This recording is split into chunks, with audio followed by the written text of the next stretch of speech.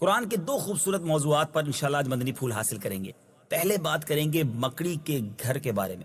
قرآن مجید فرقان حمید نے مکڑی کے جالے یعنی مکڑی کے گھر کے بارے میں ایک بڑی پیاری مثال دے کر ہمیں بات سمجھائی ہے، وہ بھی سمجھیں گے۔ اور پھر اسی سلسلے میں ایک دوسرا قصہ حضرت حکیم لقمان، جی ہاں یہ وہ ہستی ہیں جن کا ذکر قرآن پاک میں موجود ہے، ان کے بارے میں بھی کچھ مدنی پھول جانیں گے۔ کفار جو تھے وہ اپنے بتوں کو اپنا معبود بنا کر انہی سے مدد طلب کیا کرتے۔ اللہ تبارک و تعالیٰ نے کفار کی اس حماقت کو بیان کرنے کے لیے ایک عجیب مثال قرآن مجید میں بیان فرمائی جو بہت زیادہ عبرت خیز اور اعلیٰ درجے کی نصیحت آموز ہے۔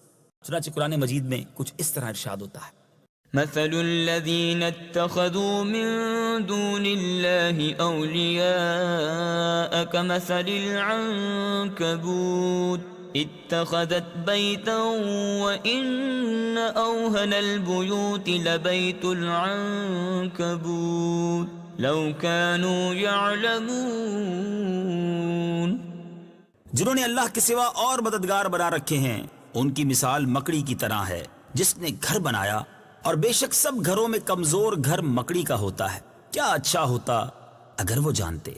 مطلب یہ کہ مکڑی جالے کا گھر بنا کر اپنے خیال میں مگن رہتی ہے کہ میں مکان میں بیٹھی ہوئی ہوں، مگر اس کے مکان کا حال یہ ہے کہ نہ وہ دھوپ سے بچا سکتا ہے، نہ بارش سے، نہ گرمی سے محفوظ رکھ سکتا ہے، نہ سردی سے حفاظت کر سکتا ہے، اور ہوا کے ایک معمولی جھونکے سے تہس نہس ہو کر برباد ہو جایا کرتا ہے۔ یہی حال ان غیر مسلموں کا ہے۔ ان لوگوں نے معبود لانے باطلا کو اپنے نفع اور نقصان کا مالک بنا لیا ہے اور انہی کی امداد اور نصرت پر اعتماد اور بھروسہ کر رکھا ہے، حالانکہ ان معبود لانے باطلا سے تو کوئی فائدہ نہیں پہنچ سکتا، اور ان کافروں کا ان جھوٹے خداؤں پر اعتماد اتنا ہی کمزور اور بے سہارا ہے جتنا مکڑی کا جالا کمزور ہوتا ہے۔ کاش غیر مسلم اس بات کو سمجھ لیتے تو یہ ان کے حق میں بہت بہتر ہوتا۔ مکڑی ایک عجیب الخلقت جانور ہے، اس کے 8 پاؤں ہیں، 6 آنکھیں ہوتی ہیں، یہ بہت ہی قناعت پسند جانور ہے، مگر اللہ کی شان دیکھیں کہ سب سے حریص جانور یعنی مکھی اور مچھر اس کی غذا ہیں۔ مکڑی کئی دنوں تک بھوکی پیاسی بیٹھی رہتی ہے مگر اپنے جالے سے نکل کر غذا کی تلاش نہیں کرتی۔ جب جالے کے اندر کوئی مکھی یا مچھر پھنس جاتا ہے تو یہ اس کو کھا لیتی ہے، ورنہ صبر و قناعت کر کے پڑی رہتی ہے۔ مکڑی کے فضائل میں یہ بات خاص طور پر قابل ذکر ہے کہ ہجرت کے وقت جب نبی پاک علیہ الصلوۃ والسلام غار ثور میں تشریف فرما تھے تو مکڑی نے غار کے منہ پر جالا تن دیا تھا، سبحان اللہ، اور کبوتری نے انڈے دے دیے تھے، جس کو دیکھ کر وہ کفار واپس چلے گئے کہ اگر غار میں کوئی شخص ہوتا تو مکڑی کا جالا اور انڈا ٹوٹ گیا ہوتا۔ حضرت علی رضی اللہ تعالیٰ عنہ سے مروی ہے، آپ نے فرمایا کہ اپنے گھروں سے مکڑیوں کے جالوں کو دور کرتے رہو کہ یہ مفلسی اور ناداری کا باعث ہوتے ہیں۔ سبحان اللہ، اللہ تعالیٰ کی کیا شان ہے، کیسی کیسی مخلوق اس نے بنائی ہے۔ قرآن پاک میں بہت کچھ سیکھنے کو ملتا ہے۔ اب بات کرتے ہیں ایک بڑی ہی مبارک شخصیت حضرت لقمان حکیم۔ حضرت لقمان کی مدح و ثنا اور ان کی بعض نصیحتوں کا تذکرہ قرآن پاک میں بڑی عظمت و شان کے ساتھ بیان کیا گیا ہے، اور انہی کے نام پر قرآن پاک کی ایک سورت ہے جس کا نام سورہ لقمان رکھا گیا، سبحان اللہ۔ محمد بن اسحاق صاحب مغازی نے ان کا نسب نامہ اس طرح بیان کیا کہ لقمان بن باعور بن باحور بن تارخ، یہ تارخ وہی ہیں جو حضرت ابراہیم خلیل اللہ علی نبینا علیہ الصلوۃ والسلام کے والد ہیں، اور مورخین نے فرمایا کہ حضرت ایوب علیہ الصلوۃ والسلام کے آپ بھانجے تھے، اور بعض کا قول یہ ہے کہ آپ حضرت ایوب علیہ الصلوۃ والسلام کے خالہ زاد بھائی تھے۔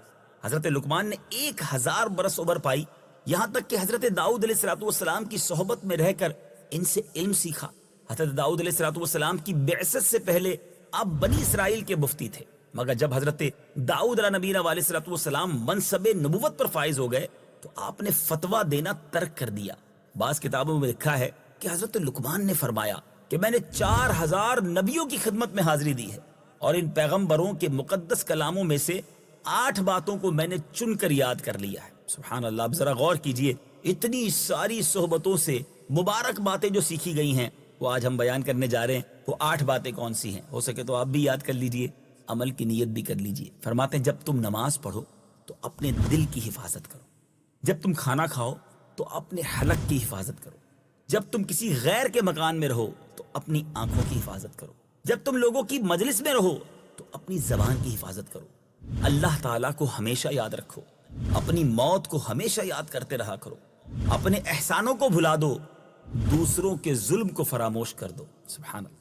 حضرت اکرمہ اور حضرت امام شعبی کے سوا جمہور علماء کا یہی قول ہے کہ آپ نبی نہیں تھے بلکہ آپ حکیم تھے اور بنی اسرائیل کے نہایت ہی بلند مرتبہ صاحب ایمان اور بہت ہی نامور مرد صالح تھے۔ اللہ تبارک و تعالی نے آپ کے سینے کو حکمتوں کا خزینہ بنا دیا تھا۔ چنانچہ قرآن مجید میں کچھ اس طرح ارشاد ہوتا ہے، وَلَقَدْ آتَيْنَا لُقْمَانَ الْحِكْمَةَ أَنِ اشْكُرْ لِلَّهِ وَمَنْ يَشْكُرْ فَإِنَّمَا يَشْكُرُ لِنَفْسِهِ وَمَنْ كَفَرَ فَإِنَّ اللَّهَ غَنِيٌّ حَمِيدٌ۔ اور بے شک ہم نے لقمان کو حکمت عطا فرمائی کہ اللہ کا شکر ادا کرو، اور جو شکر ادا کرے تو وہ اپنی ذات کے لیے شکر کرتا ہے، اور جو ناشکری کرے تو بے شک اللہ بے پرواہ ہے، حمد کے لائق ہے۔ حضرت لقمان عمر بھر لوگوں کو نصیحتیں فرماتے رہے۔ تفسیر فتح الرحمان میں ہے کہ آپ کی قبر مبارک سرفند میں ہے جو رملہ کے قریب ہے، اور حضرت قتادہ رضی اللہ تعالیٰ عنہ کا قول ہے کہ آپ کی قبر رملہ میں مسجد اور بازار کے درمیان میں ہے، اور اس جگہ 70 انبیاء علیہ السلام بھی مدفون ہے۔ آپ کی قبر پر ایک بلند نشان ہے اور لوگ اس قبر کی زیارت کے لیے دور دور سے آیا کرتے ہیں۔ حکمت کسے کہتے ہیں؟ حکمت عقل و فہم کو کہتے ہیں، اور بعض نے کہا کہ حکمت معرفت کا نام ہے، اور بعض کے نزدیک حکمت ایک ایسی شے ہے کہ اللہ تعالیٰ جس کے دل میں یہ رکھ دیتا ہے اس کا دل روشن ہو جاتا ہے۔ سبحان اللہ۔ اللہ تعالیٰ نے حضرت لقمان کو نیند کی حالت میں اچانک حکمت عطا فرما دی تھی۔ سبحان اللہ، سبحان اللہ۔ حضرت حکیم لقمان نے اپنے صاحبزادے کو بہت ساری نصیحتیں فرمائیں، جن میں چند نصیحتیں ان کا ذکر قرآن پاک میں بھی ہے۔ اس کے علاوہ اور بھی بہت سی دوسری نصیحتیں آپ نے فرمائی ہیں جو تفاسیر کی کتابوں میں مذکور ہیں۔ مشہور ہے کہ آپ درزی کا پیشہ کرتے تھے، اور بعض نے کہا کہ آپ بکریاں چراتے تھے۔ چنانچہ ایک مرتبہ آپ حکمت کی باتیں بیان کر رہے تھے، کسی نے کہا کہ تم فلاں چرواہے نہیں ہو؟ تو آپ نے فرمایا کیوں نہیں، میں یقیناً وہی چرواہا ہوں۔ تو اس نے کہا کہ آپ حکمت کے اس مرتبے پر کس طرح فائز ہو گئے؟